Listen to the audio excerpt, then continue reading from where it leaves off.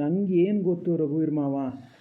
ನಮ್ಮನೇಲಿ ಕೂಲಿ ಮಾಡ್ಕೊಂಡು ನಮ್ಮನೆ ಅನ್ನನೇ ತಿಂದ್ಕೊಂಡು ನಮಗೆ ಈ ಥರ ಎದುರ ನಿಲ್ತಾರೆ ಅನ್ನೋದು ನನಗೇನು ಗೊತ್ತು. ಯಾವಾಗಲೂ ಬೈತಿರ್ತಿದ್ದೆ ನಾನು, ಹಾಗೆಯ ಸುಮ್ಮನೆ ಇರ್ತಿದ್ದು, ಹಾಗೆ ಅವತ್ತು ಬೈದಿದ್ದು. ಈ ಥರ ಎಲ್ಲ ಮಾಡ್ತಾರೆ ಅಂತ ನಾನು ಮನಸ್ಸಲ್ಲೂ ಕಂಡಿರಲ್ಲ. ಅಲ್ಲಿ ಗಣಪತಿ ಇಟ್ಟಲ್ಲೇ ಬೈದಿದ್ದೆ ಅಂತ ಹೇಳ್ತೀರಿ ನೀವು.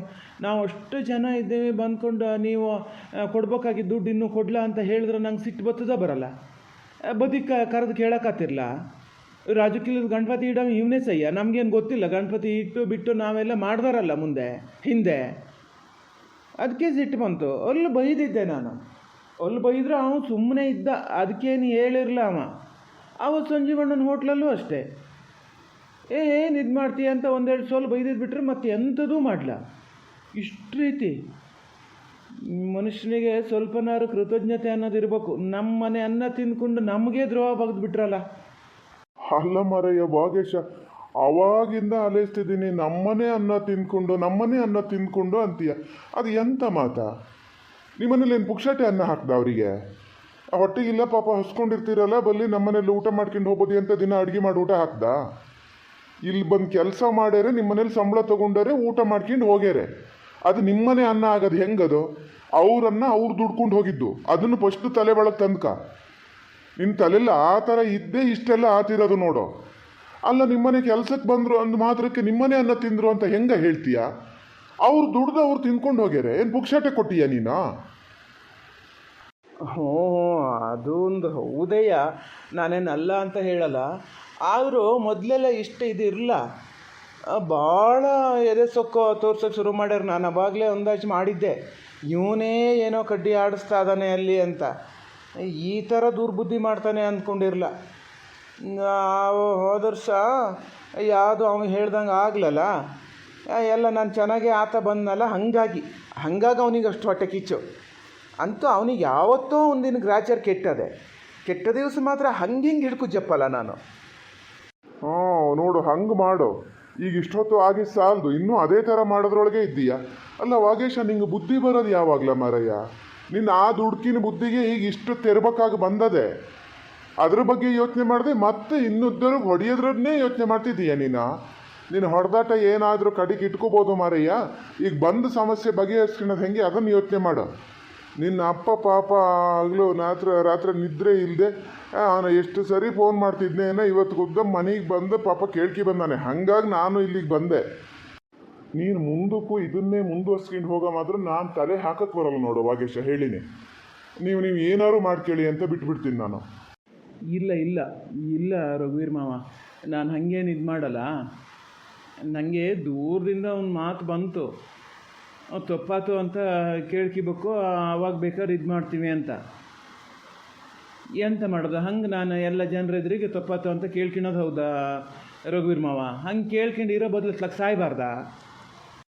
ಒಂದು ಪಕ್ಷ ನಾನೇನಾದ್ರು ಹೊಡೆದಿದ್ರಾರೋ ಗೊತ್ತಾಗದೆ ಏನೋ ಮಿಸ್ಟೇಕ್ ಆಗೋತು ಮಾರಯ್ಯ, ಸಾರಿ ಅಂತ ಹೇಳ್ತಿದ್ದೆ.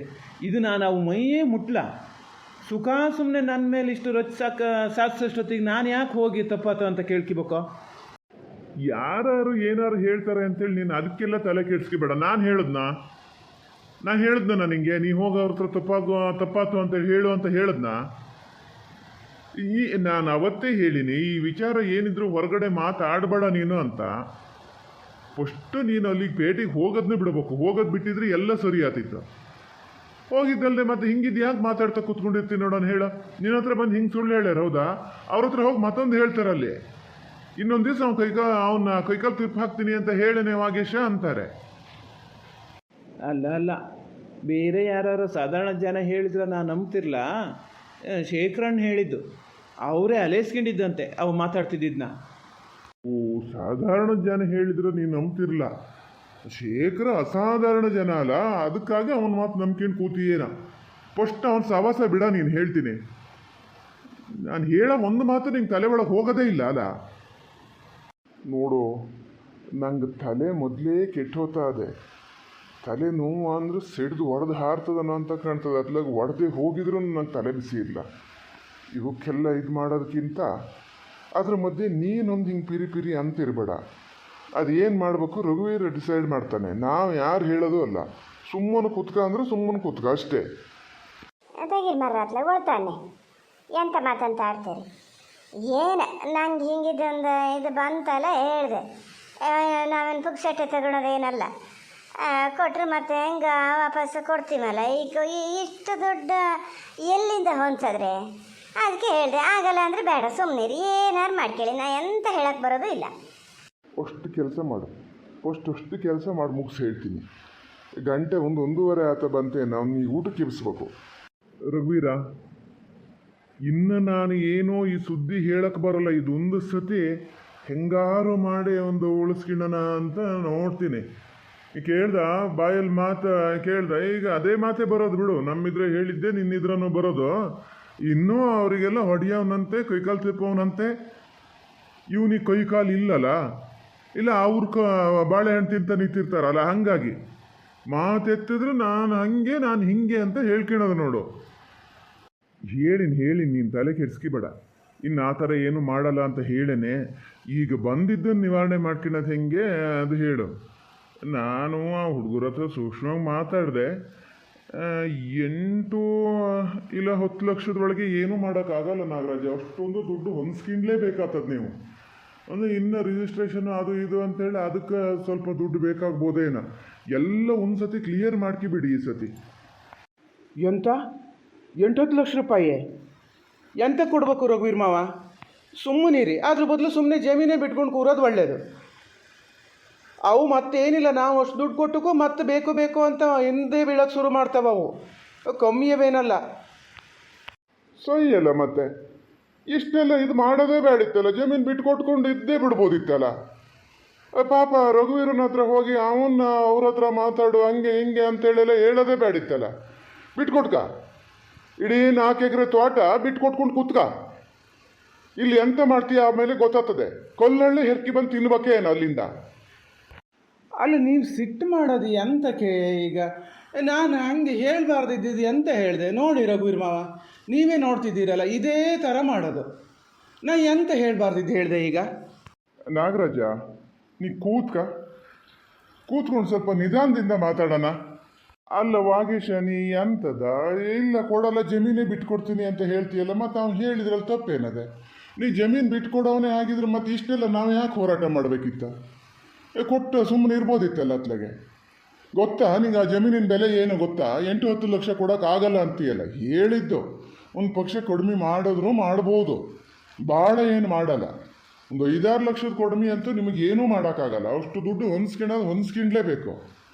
ನೀ ಹಿಂಗೆ ಚಪ್ಪತ್ತಾರ ಮಾತಾಡ್ತಿದ್ರೆ ಅವರು ಮತ್ತೆ ಹ್ಞೂ ಅಂತ ಇದು ಮಾಡ್ತಾರೆ.